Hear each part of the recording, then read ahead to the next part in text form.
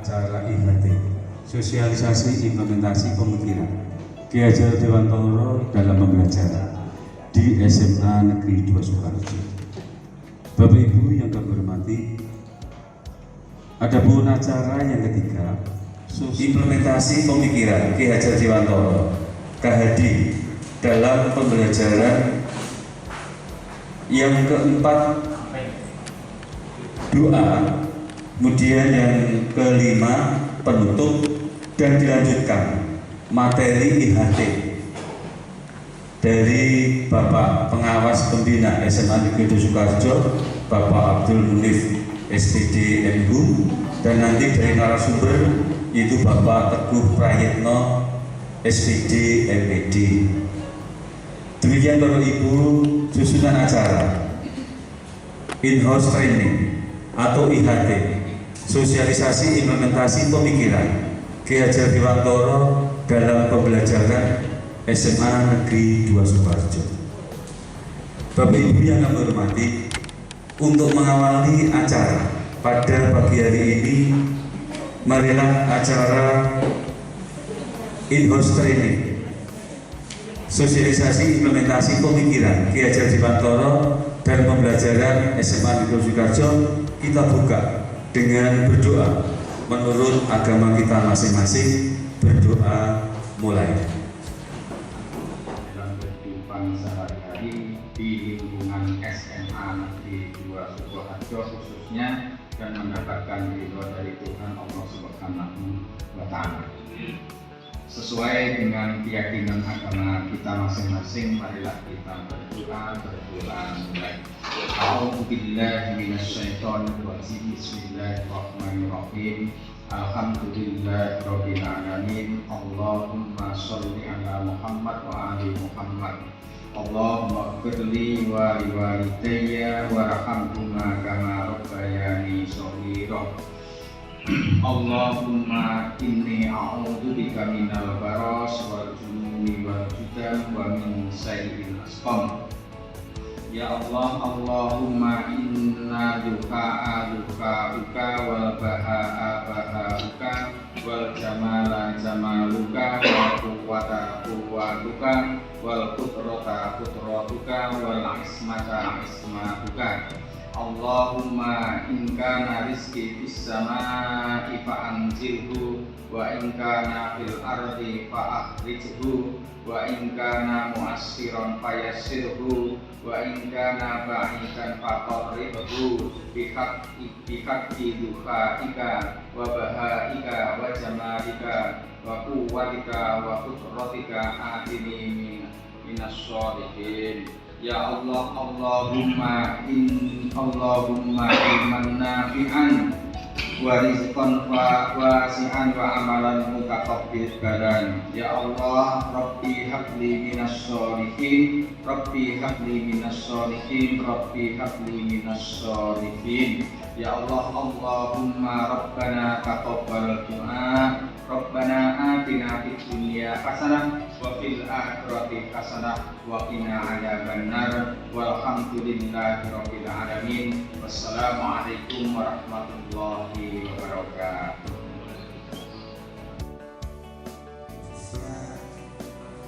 Ibu-ibu peserta diklat, guru penggerak dari SMA Negeri 2 Sukoharjo, juga termasuk ibu pengajar praktek guru penggerak dari SMA Sukoharjo, juga yang saya hormati pula Bapak Ibu guru peserta IHT sosialisasi implementasi pemikiran Ki Hajar Dewantoro dalam pembelajaran khususnya di SMA Negeri 2 Sukoharjo.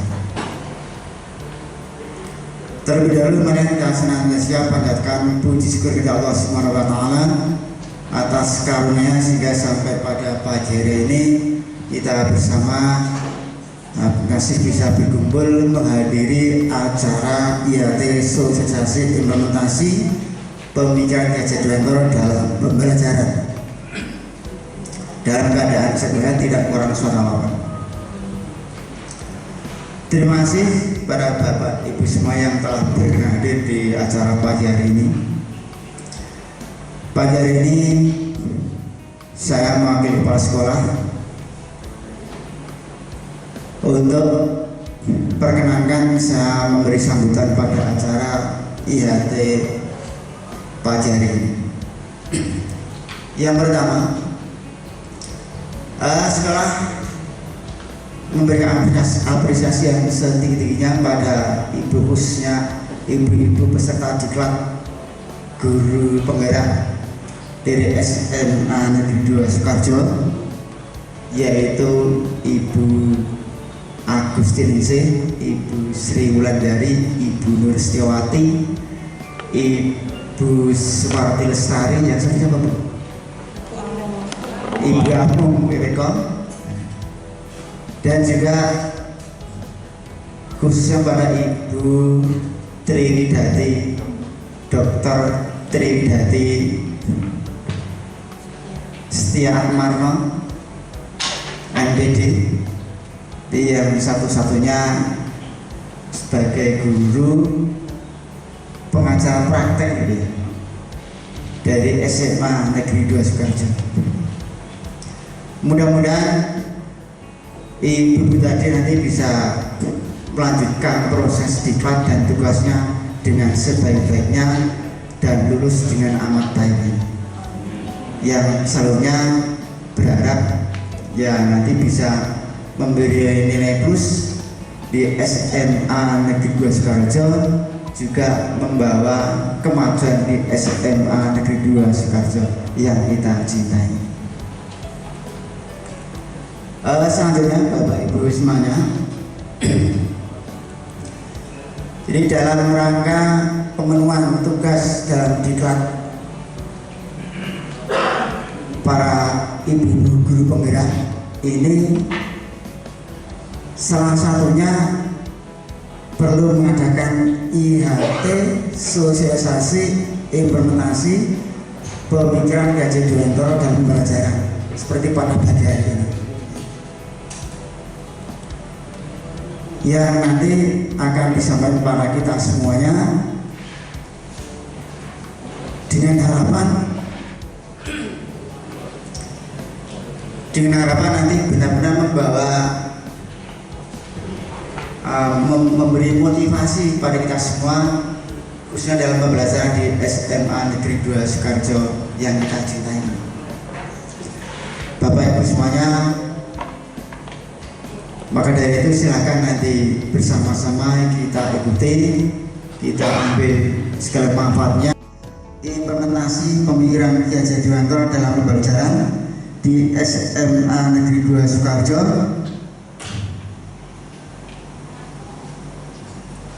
tanggal 21 Desember 2021 resmi kita akan dibuka. Alhamdulillah, mudah-mudahan nanti acara bisa berjalan lancar dengan baik. Terima kasih atas perhatian Bapak Ibu semuanya. Kiranya demikian yang saya sampaikan atas perhatian. Terima kasih. Assalamualaikum warahmatullahi wabarakatuh. Yang saya hormati Bapak Kepala SMA Negeri 2 Sukoharjo, Bapak Sukardi SPD MPD.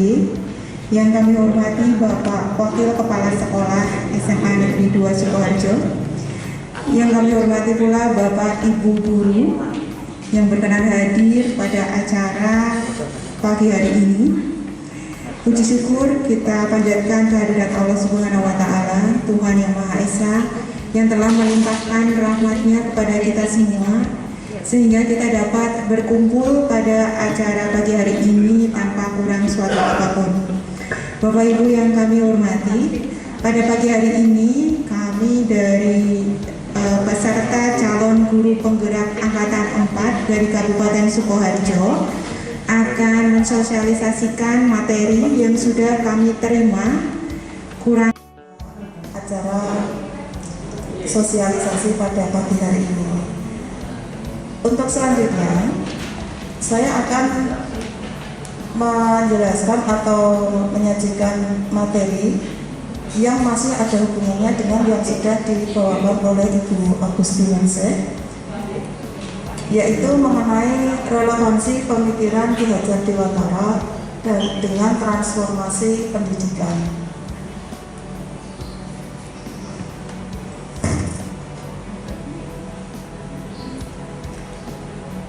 Untuk relevansi ini, ada dua relevansi. Yang pertama adalah 3 kerangka perubahan kehidupan.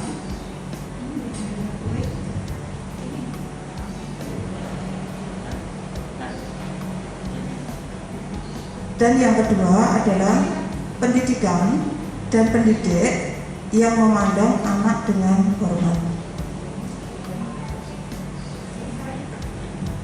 Jadi untuk dasar-dasar pemikiran atau filosofi pemikiran Ki Hajar Dewantara sudah dijelaskan oleh Ibu Agustinense tadi dengan panjang lebar.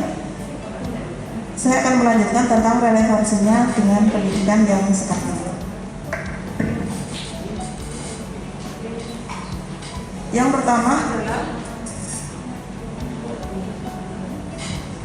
pertama adalah 3 kerangka perubahan kehidupan. Dari 3 kerangka perubahan kehidupan tadi, yang pertama adalah mengenai kodrat alam. Menurut Ki Hajar Dewantara tadi, pendidikan itu berdasarkan kodrat alam dan kodrat zaman.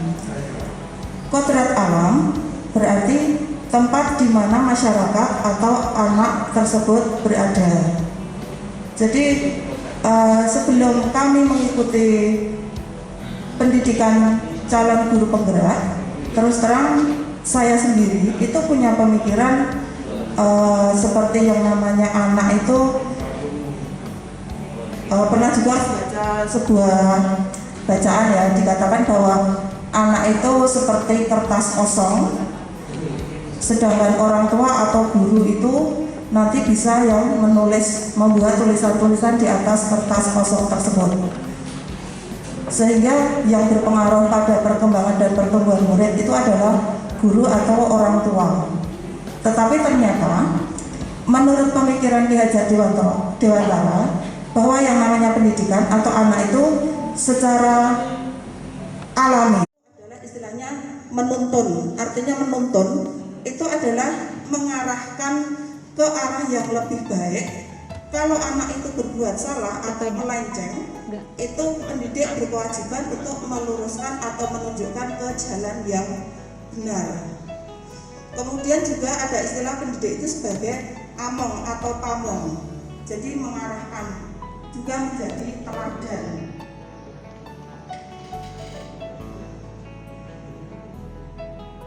Ini ya seperti yang dijelaskan oleh Bu Agusin tadi. Jadi Ki Hajar Dewantara mengibaratkan pendidik itu sebagai seorang petani dan peserta didik itu ibarat bibit atau benih.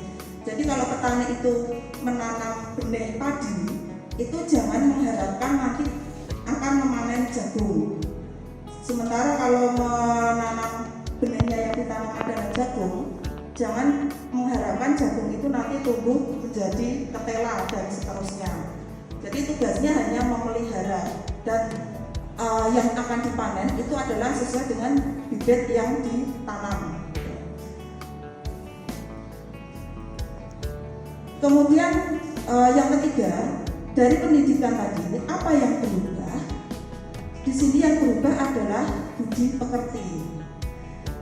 Budi pekerti terdiri dari kata budi yang terdiri dari 3 komponen, yaitu cipta, rasa, dan karsa. Jadi pikiran, perasaan, dan kemauan yang nantinya akan menimbulkan sebuah pekerti atau raga atau tenaga. Dalam filosofi pendidikan Ki Hajar Dewantara harus seimbang terjadinya suatu perubahan. Jadi olah cipta atau menajamkan pikiran, olah rasa, menghaluskan perasaan, olah karsa, memperkuat kemauan, memiliki tantangan tersendiri. Jadi kadang-kadang kita membandingkan pada saat kita kecil dengan anak kecil sekarang. Padahal zamannya itu sudah berbeda. Jadi ada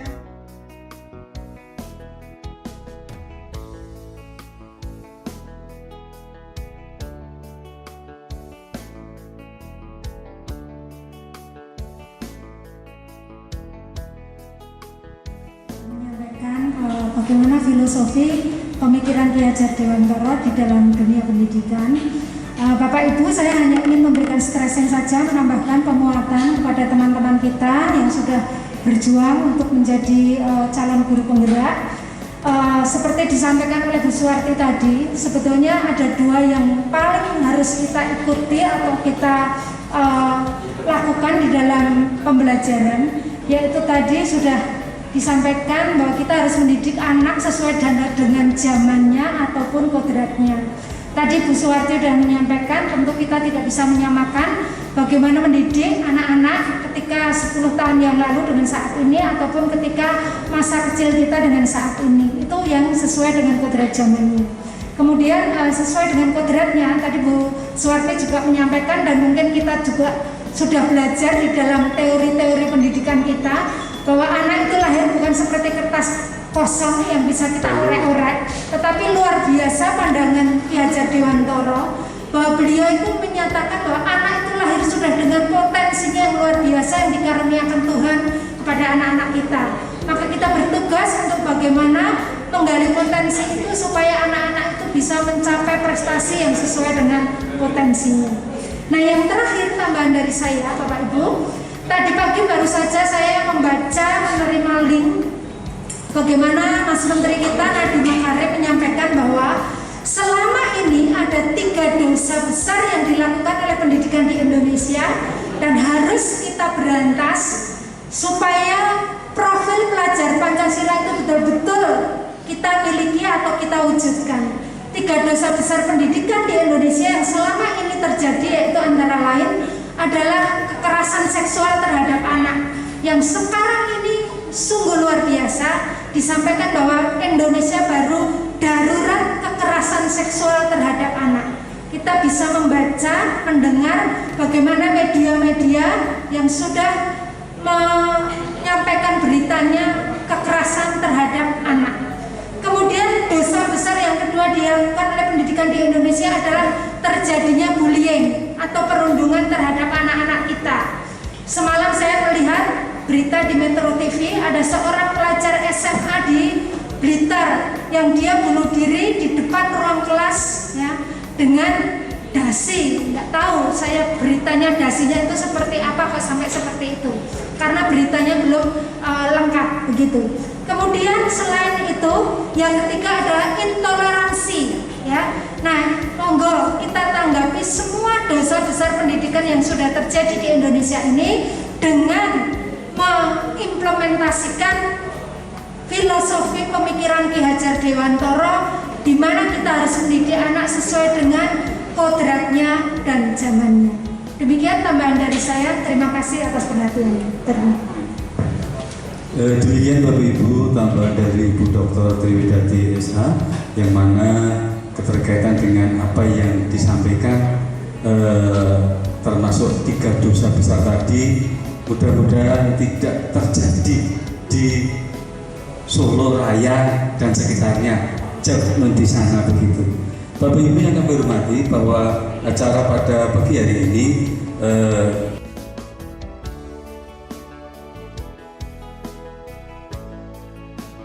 Baiklah, untuk menghemat waktu akan kami bacakan susunan acaranya. Yang pertama yaitu pembukaan, 2 sambutan dan sekaligus membuka IHT pada hari ini, 3 doa, 4 sosialisasi implementasi budaya sekolah di SMA Negeri 2 Sukoharjo. Dalam hal ini adalah lanjutan dari sosialisasi pemikiran Ki Hajar Dewantara yang telah terlaksana pada hari kemarin. Yang kelima, penutup. Yang keenam adalah workshop SKP yang akan disampaikan oleh narasumber Bapak Teguh Prayitno SPD MPD. Demikianlah susunan acaranya. Marilah acara pada pagi hari ini kita buka bersama-sama dengan berdoa menurut agama dan keyakinan kita masing-masing. Berdoa mulai.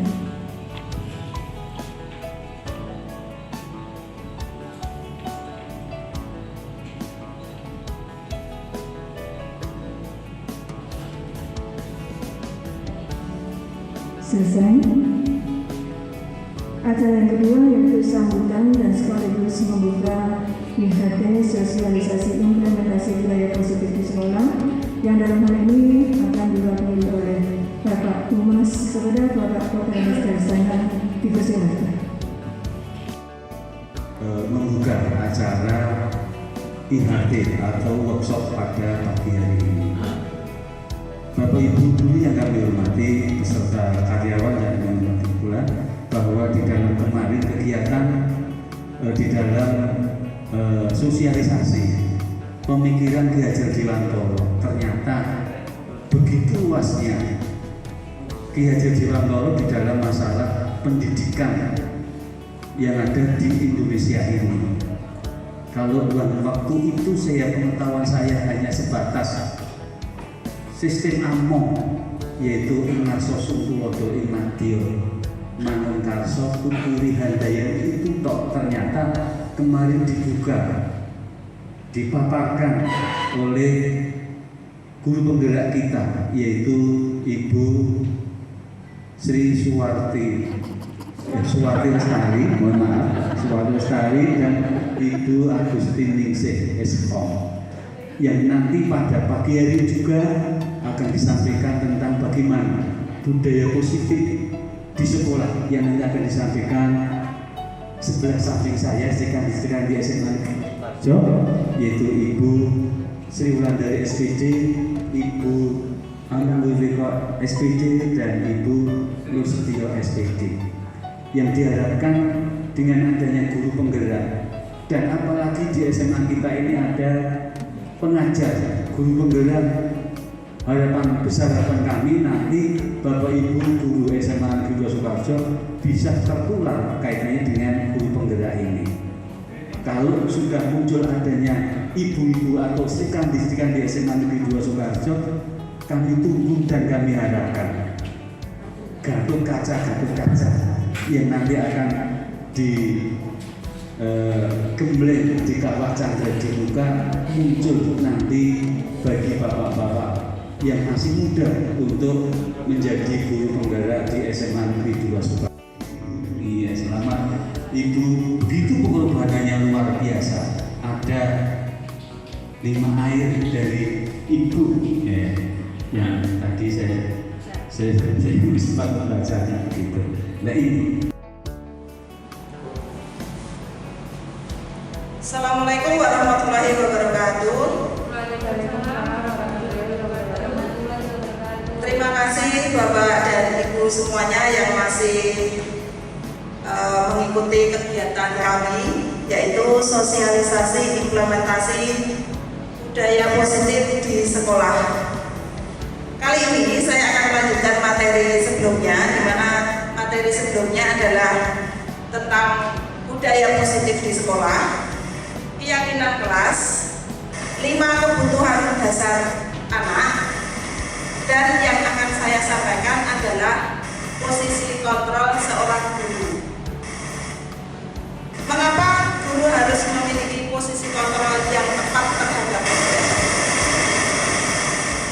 Gianni Rosen mengemukakan bahwa guru perlu meninjau kembali penerapan disiplin di dalam ruang-ruang kelas kita selama ini. Apakah telah efektif? Apakah berpusat memerdekakan dan memandirikan murid? Bagaimana dan mengapa?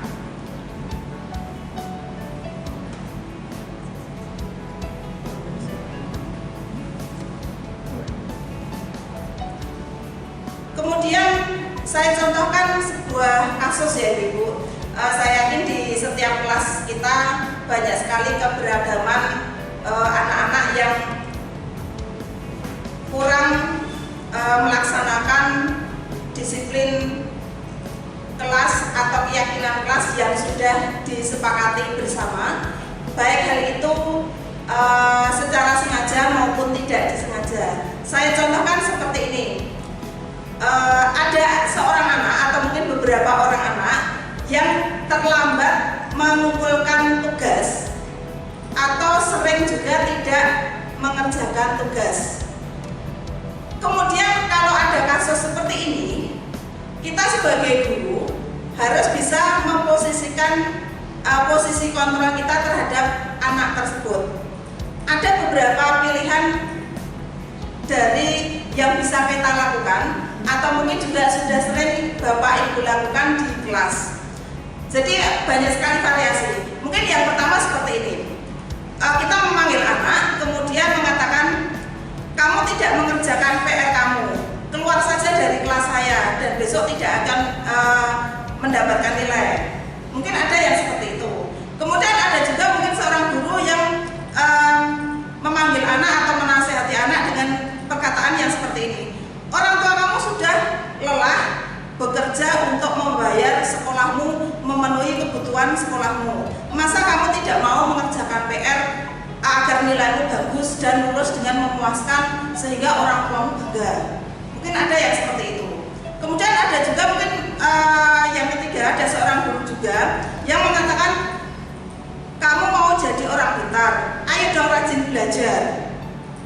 Kemudian ada juga yang lainnya, misalkan PR itu deadline-nya hari Kamis atau hari Jumat, sampai hari Senin ternyata belum dikumpulkan. Ini kan sudah hari Senin, mana PR-mu? Seperti itu. Ada juga mungkin yang lainnya dengan perkataan yang lain, yaitu supaya kamu bisa mengerjakan PR dan mengumpulkan tepat waktu, apa yang harus kita lakukan? Jadi dengan memberikan suatu pilihan atau jawaban kepada anak.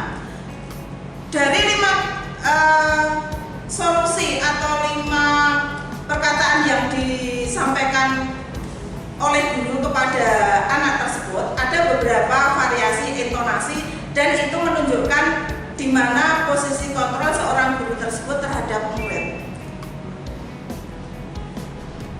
Jadi posisi kontrol itu ada 5. Yang pertama adalah memberi hukuman, yang kedua pembuat rasa bersalah, yang ketiga adalah teman, posisi sebagai teman, yang keempat adalah posisi sebagai pengawas atau pemantau, yang kelima adalah sebagai seorang manajer. Dari kelima tadi, itu masing-masing bisa kita simpulkan kalau perkataan yang pertama tadi atau di sini posisi seorang guru itu memberi hukuman, dia akan menuding dan berteriak-teriak, menyalahkan seakan-akan mau menghukum anak dengan kalimat misalkan, jika kamu tidak mengerjakan PR, tidak mengumpulkan PR, maka kamu tidak akan saya beri nilai. Akibatnya nanti kamu bisa tidak naik kelas. Jadi memvonis. Jadi akibatnya nanti membuat siswa tidak peduli, kemudian siswa memberontak, menyalahkan dan mengulang hal yang sama untuk melakukan suatu perlawanan. Jadi hal itu akan tidak akan memberikan solusi yang baik bagi siswa. Sedangkan untuk membuat rasa bersalah, jadi membuat anak itu biar mempunyai rasa bersalah. Jadi sifatnya biasanya seorang guru itu menceramahi. Jadi misalkan tadi, kamu seharusnya tahu mana yang benar dan mana yang salah. Harusnya kamu mengerjakan PR tepat waktu, seperti itu. Jadi siswa akan berucap, maafkan saya Bu, maafkan saya Pak.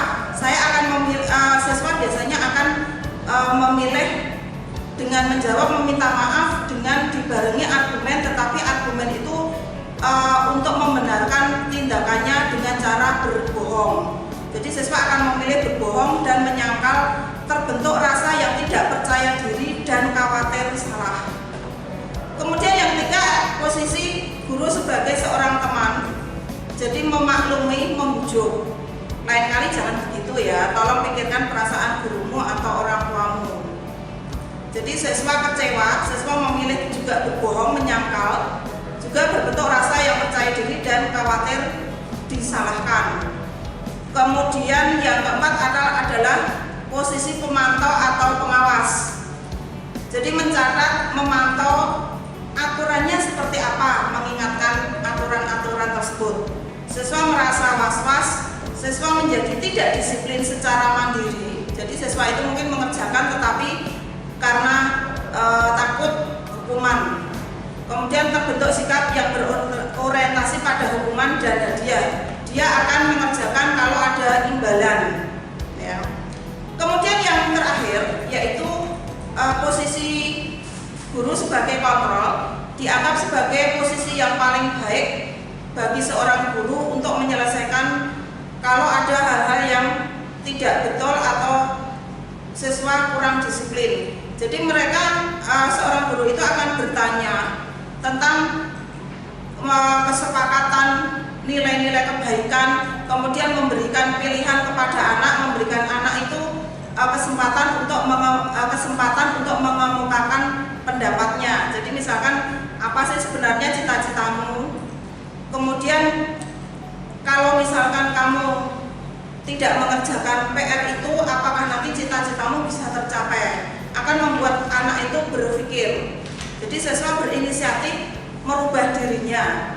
Kemudian siswa terbentuk kesadaran terhadap keputusannya sehingga mengarahkan pada rasa kemandirian dalam bersikap disiplin dan akan menimbulkan suatu motivasi dari dalam diri anak itu sendiri tanpa dia mengharapkan imbalan atau hadiah atau takut terhadap hukuman. Jadi semua yang dilakukan itu atas kesadaran murid. Demikian tadi untuk materi hari ini mengenai posisi kontrol seorang guru yang bisa saya sampaikan. Terima kasih kepada Bapak Ibu guru yang sudah berperan aktif dalam kegiatan kami. Saya akhiri. Assalamualaikum warahmatullahi wabarakatuh. Waalaikumsalam warahmatullahi wabarakatuh. Kebudayaan atau kebiasaan yang baik yang dimulai dari kita kan bertujuan untuk sekolah kita itu nanti terwujud jiwa profil belajar Pancasila yang dimulai. Acara IHT pada pagi hari ini berjalan dengan lancar dan mendapatkan ilmu yang manfaat. Alhamdulillah fi kulli niyatin shalihah. Al-Fatihah.